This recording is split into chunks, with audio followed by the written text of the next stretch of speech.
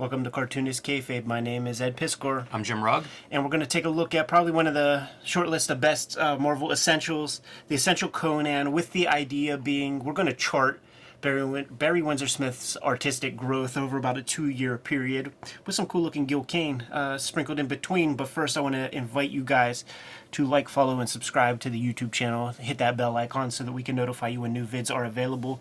That helps mitigate the kayfabe effect, which is whenever we put those videos out in the morning, by midday, early afternoon, the comics that we talk about, prohibitively expensive if you can find them at all online. This is certainly one of those books you're not going to find very easy. Got to give a shout out to the kayfabers out there.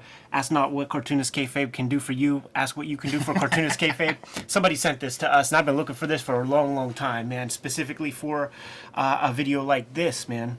If you watch these videos to the end, that gooses the YouTube algorithm and pushes our content out to new YouTube viewers who dig comics but haven't necessarily seen Cartoonist Kayfabe stuff. Helps us grow our numbers. We recently hit 60,000 subscribers, only 10% toward our goal of 600,000 subscribers, so we got a ways to go. Jimmy, we looked at Red Nails, the artist edition, very recently. Very inspiring artwork, right? Insanely inspiring. But my favorite sort of aspect of being a comics fan, a student of comics, is to take a look at an artist's body of work. It's very inspiring to me to see some rough edges from the beginning and to see that you put in tenacity, you put in hard work, discipline, dedication, you're going to get somewhere. If you are objectively hard on yourself, you don't tread water, you keep progressing and trying to push forward. I remember Tim Vigil saying to us that every piece he draws, he looks at 5 things that he wants to change and fix. Seems like a good rule of thumb. What an iconic launch for Conan the Barbarian. Absolutely. Comic form. I feel like that cover's so good. But first page, you talk about that evolution. We're seeing the last bits, I think, of the Kirby influence. Barry Smith coming into Marvel Comics, really a Kirby clone in the beginning.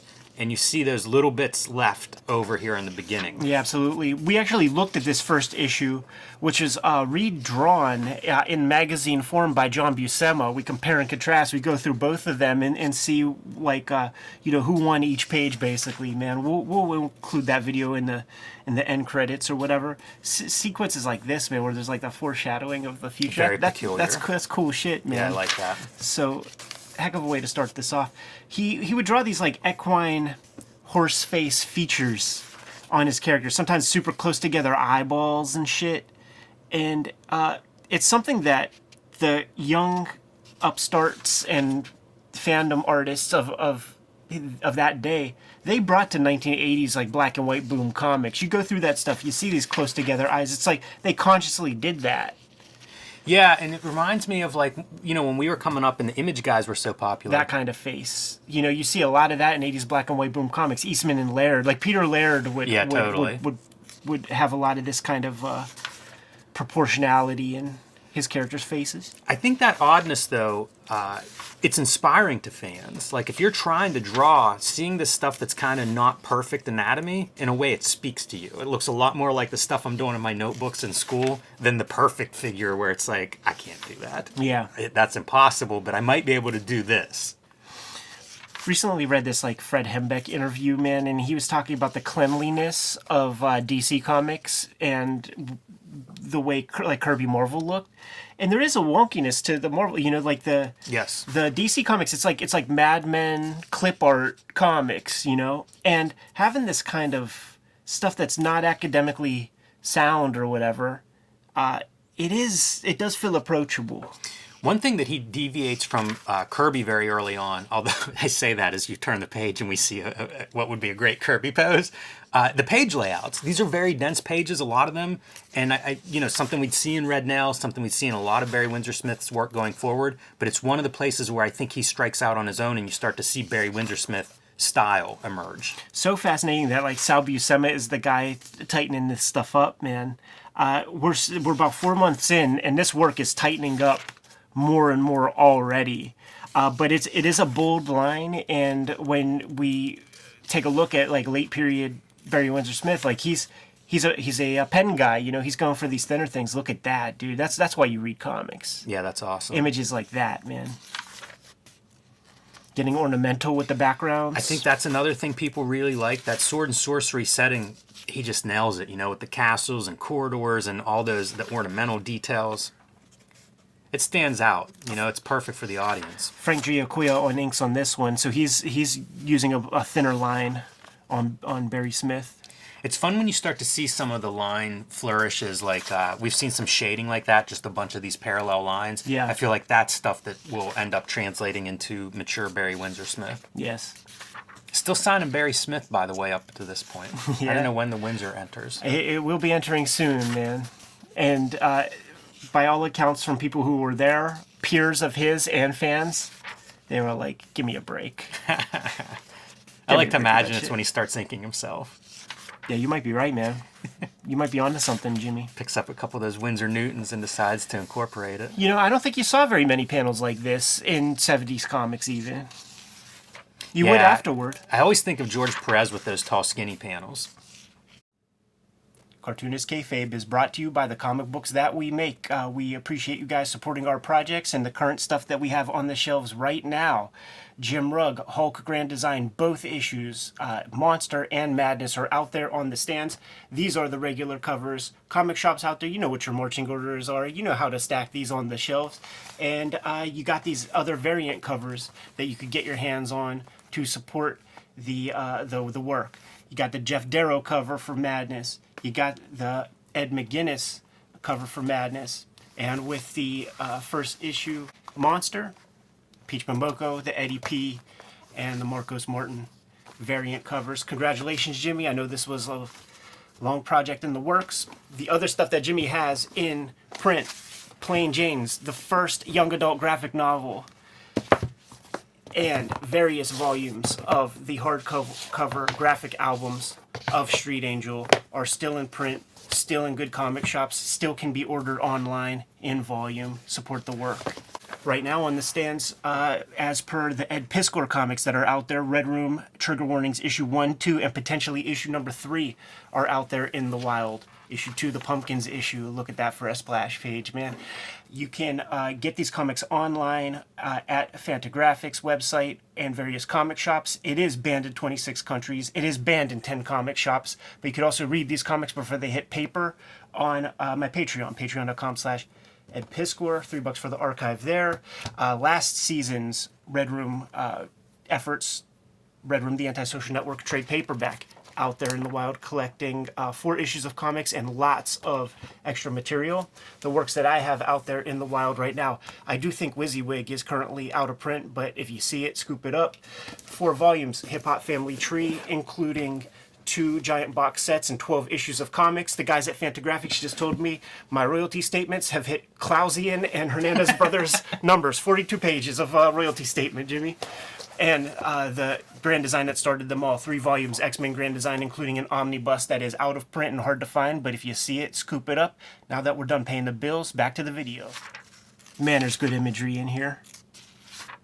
But it does feel different than the Marvel comic stuff. This is funny. You pointed out this this jaw muscle as we were prepping for this. And from a distance, I'm sitting off to the side. You know, I look at it on screen. I look at it from a distance. It almost looks like a dry brush. You know, if your old eyes pull back far enough, like it's kind of like an interesting effect in that it's feathered out. But in today's world, like you might be able to hit that with one mark and get that effect. But you can see on his face where it's like anatomically, that's not a sound face exactly.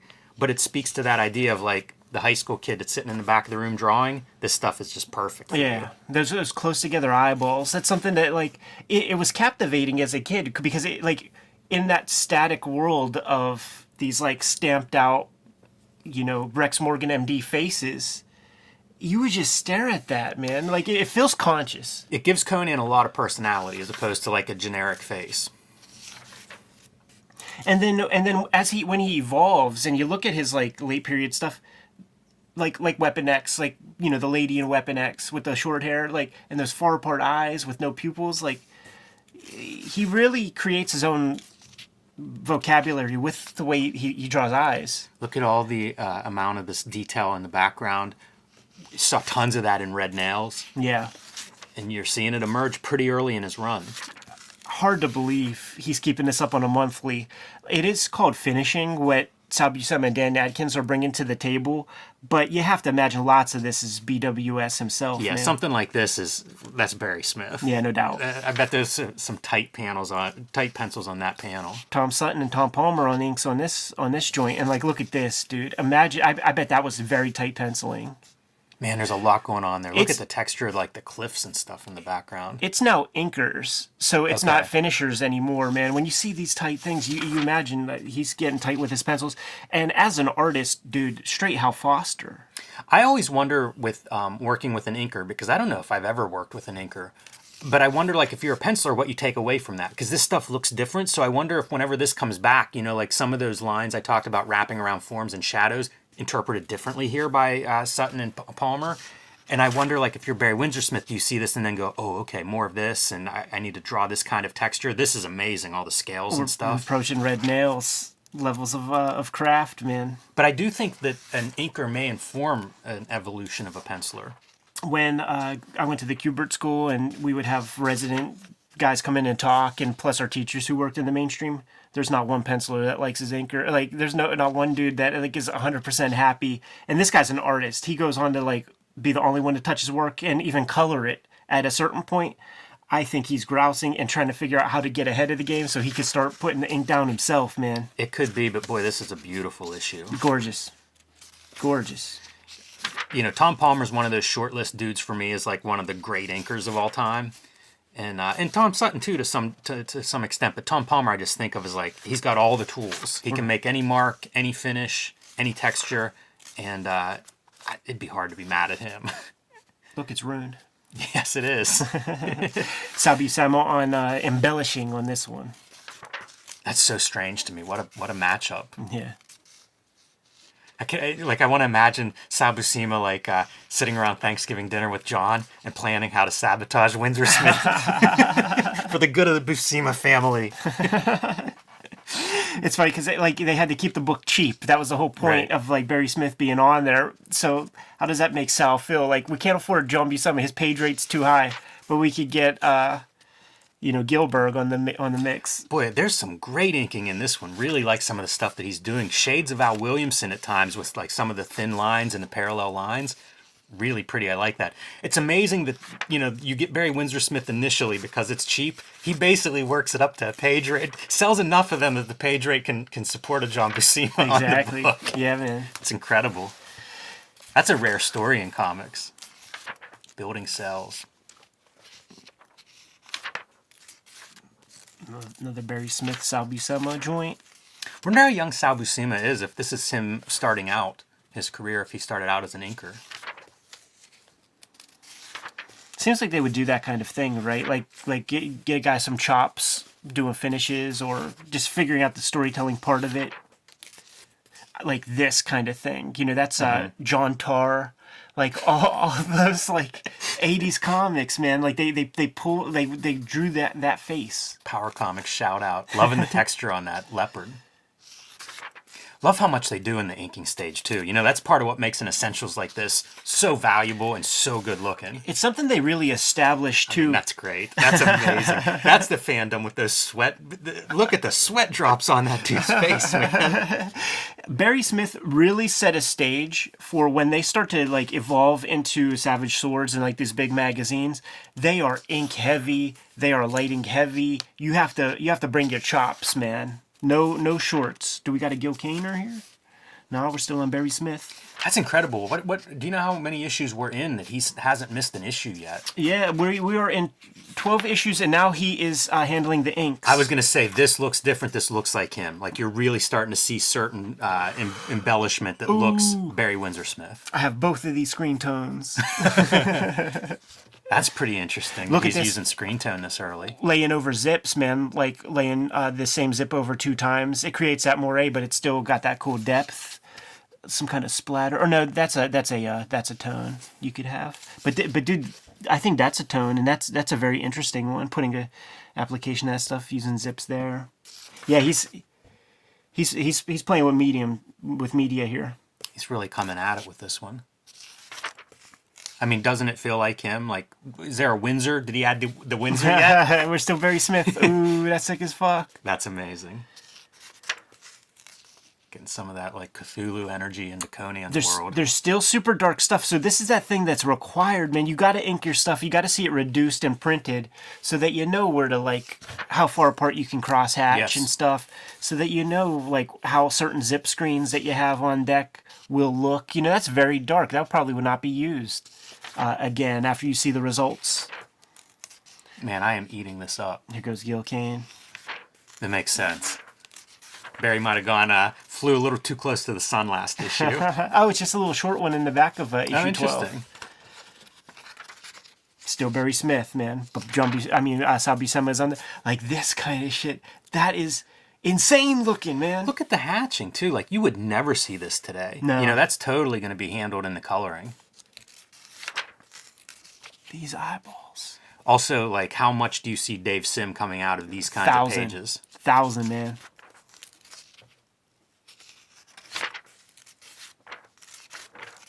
There was a camel in one of those pages, like a well-drawn camel. Wow, that spider's great. Love it.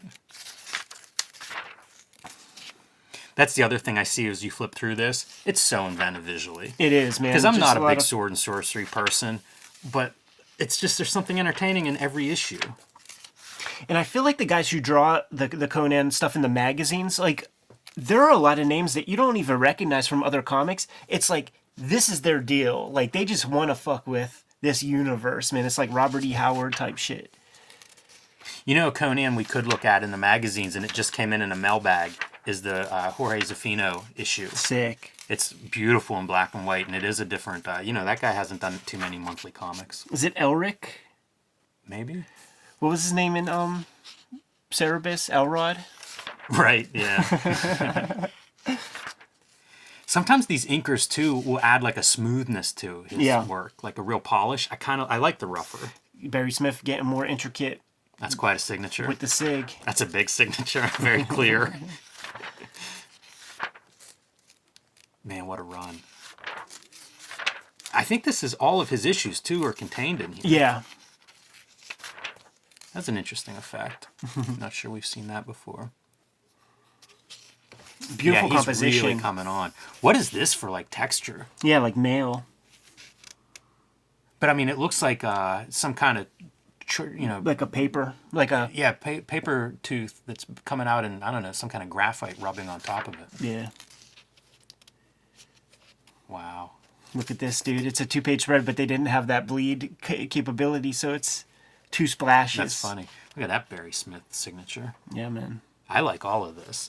And You can really see he's getting into like a mature phase, much more confident than what we saw in those earlier pages. Doing, you know, like we often talk about early artists, they draw everything. Got to draw everything in there. But as they get more mature, they kind of recognize what you can get away with, how much you actually need. And that room to breathe and negative space, it's a plus. It's not a shortcut. It's weird. Like, it says this is a reprint, but it must be from some other publication. The white, that's your white screen tone on top of that image. Really cool. There's no atoms that I've been seeing in some of this stuff with these kinds of foreshortenings he's been doing. Oh, dude. Is this Conan in modern day? Gil How Kane? close are Neil Adams and Barry Windsor Smith in terms of coming into the industry? Yeah, I think Windsor probably Smith around a the few same years time. ahead of him? Because Neil Adams always talks about being nobody comes into comics within 5 years of him on either side. Yeah. So I wonder if Windsor Smith is 5 years ahead of Neil Adams? I think he's about 68, so it's like they're the same. Yeah. You know, X-Men 53, I think. Another Gil Kane, or when you get 2 Gil Kanes, it makes me think that we're going to see a fucking Yeah. outstanding By the way, Conan. nothing to sneeze at with the Gil Kane. No doubt, Kind man. of interesting to see Conan through a different art in a capable artist hand. Such a Gil Kane montage right there. Totally. This is also how I think the Marvel DC characters define themselves, in that they. Oh, is this the pencil issue? Yeah, it is, man. And Gil Kane did 2 issues, so like Barry Smith was getting super deep in the weeds, man. Oh, this is going to be interesting if this is the pencil issue. Some of it's inked. Yeah, I think it's the second half maybe is pencils. We should be able to tell that. Yeah. But it's interesting how different guys experimented with doing reproduction from pencils. I think it was like a time. I think we're there. I think it was purely a time issue Because, I mean, look at how deep he's getting, dude. Yeah, we're could be. there. We're there for sure. There's no doubt. And like the other early guys would be, Byrne does one, and it's probably a decade after this. I think a Captain America issue. You could see it. Steranko does it with that Chandler graphic novel, which is just bizarre. And this is reprinted in that, is it Savage Sword? Or Conan Saga? Conan Saga reprints all of these in black and white, and you get a pretty good look at the pencils in that one. Yeah, it still has to be done as black and white line And repro. look at this. Yeah, it just kind of gets lost in a way. I wish they would have commissioned him to ink it for like future printings. Sure. To be able to compare them. Like, look at these hordes of dudes. But I also wonder if he knew this was going to be reproduced from pencils, if this was an experiment, because it's so tight. I don't know that you would pencil that tight if it was going to be inked. Yeah, I don't know, man. Like his stuff seems very, very thoughtful. Like the red nail stuff, that's something we could look at and try to take a look at the tightness of his pencils. It didn't look so tight. But that comes later also. Where are we at, man? He's still Barry Smith. Issue 20. Dan Adkins on the embellishing on this. I also wonder if he's given inkers notes.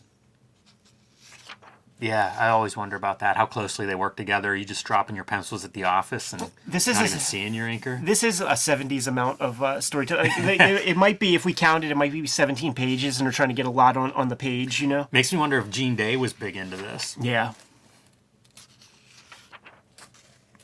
Wow, that's sick. Kind of unbelievable. Look at those for perspectives, like, wow. Not faking any of that. This is some stuff that Sim internalized. Let your letter shine. Still Barry Smith. Craig Russell, Val Mayerick. That's pretty cool. Those guys are young guns at this moment. Yeah, I'll say. Craig Russell seems like he'd be a good inker on Barry Windsor Smith. Yeah, certainly into the subject matter. Oh, and you could see the differences, man. Like, this is a different approach. That's probably Mayerick, man. Yeah, it looks very different, all of this. The Yeah. spotting of the blacks looks different, the line Totally. work. I kind of like that these inkers are coming in and out, that you get to see Barry Windsor Smith's line, and then you get to see these different people interpret that line. Gil Kane on your cover there.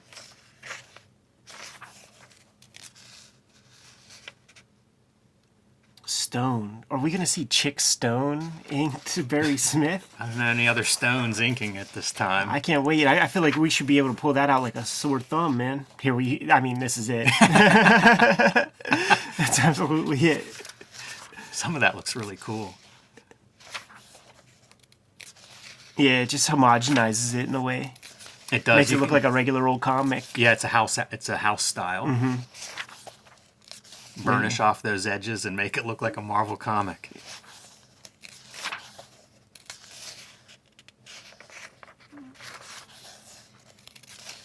That's quite a cover. Yeah, man. I don't think anybody else has hands on that one. I got this issue. I have about 5 or 6 issues that I got for like a quarter. I have a couple issues, very random. I mean, this is Red Nail's territory right here. Mm-hmm. Absolutely. I like seeing this stuff too folded in. Like we see him do it on an epilogue, and now it's like work that into a story. The scales are back. He's playing the hits here. He is. And then on comes Buscema with John Severin. Book he was born to draw. John Severin, I wouldn't have picked that out.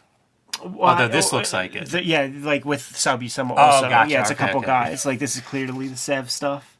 Because Severin is not shy about just turning the stuff into his drawings. Yes. It's a Kevin Nolan-esque like inker. Yeah, and now we're back to the Sal Buscema inks. It was just like that one sequence. Was Severin. Super cool, man. You find this Essential Conan anywhere, you gotta scoop it up. Man. Absolutely. You can't let this, especially if you find a cover price or something, you can't let that slide by you, man. It is shortlisted as one of the best essentials for sure. Yeah, and you can find it, like, there are comic shops that just, like, have had essentials collecting dust on their shelves for a long ass time, you I can see find them it. used. Yeah. At comic shops will have like their used shelf. Yeah. And I'll see essentials in those a lot of times because I don't know why, but this is the one to grab if you find it. Jimmy, super fun to chart the growth of Barry Windsor Smith's artwork in two short years, man, and watch that guy become a slinger. I'm sad it's not signed off as Barry Windsor Smith know, in the how end great. because it does feel like he starts at one point and by the end of this book he is Barry Windsor Smith. There's some cool bits in this table of contents That too, by looks the way. like BWS. I love that drawing. I don't think that's Windsor Smith, but I like that drawing. But there's a couple of like his pencils and Yeah. this is probably the best essentials table of contents. Like look at that. Yeah, totally. That's amazing. Super cool, man. Maybe he's Barry Windsor Smith with the red nails. Maybe that's like, you know Could what? be. This is special stuff. I gotta give myself a Kayfabe middle name or something. Good to go? Yes. Kayfabers, like, follow, subscribe to the YouTube channel, hit the bell, we'll notify you when new vids are available. What's out there, Jimmy? Hulk Grand Design, Monster, and Madness are now in comic shops everywhere while supplies last. It's a retelling, reimagining of the 60-year history of the Incredible Hulk, which makes it perfect for first-time readers or long-time Hulk fans. And join me on patreon.com/JimRugg. Red Room trigger warnings, issue 1, 2, and potentially issue number 3 are on the stands as we speak. Murder on the dark web for fun and profit is the name of the game in Red Room Comics. You can get these comics at finer comic shops anywhere. It is banned in 26 countries. It is banned in 10 comic shops, but you hit up my link tree in the description below this video. You can find links to order and pre-order Red Room Comics. You can hit up my Patreon to read the comics right now today. Patreon.com/EdPiscor. $3 for the archive there. Put up new strips every Tuesday. Jimmy, what else do we have out there? Subscribe to the Cartoonist Kayfabe newsletter at the links below this video. You can also find Cartoonist Kayfabe t-shirts and merchandise at the links below this video. That is another great way to support the Cartoonist Kayfabe channel. Dude, give them those marching orders. We'll be on our way. Read more comics.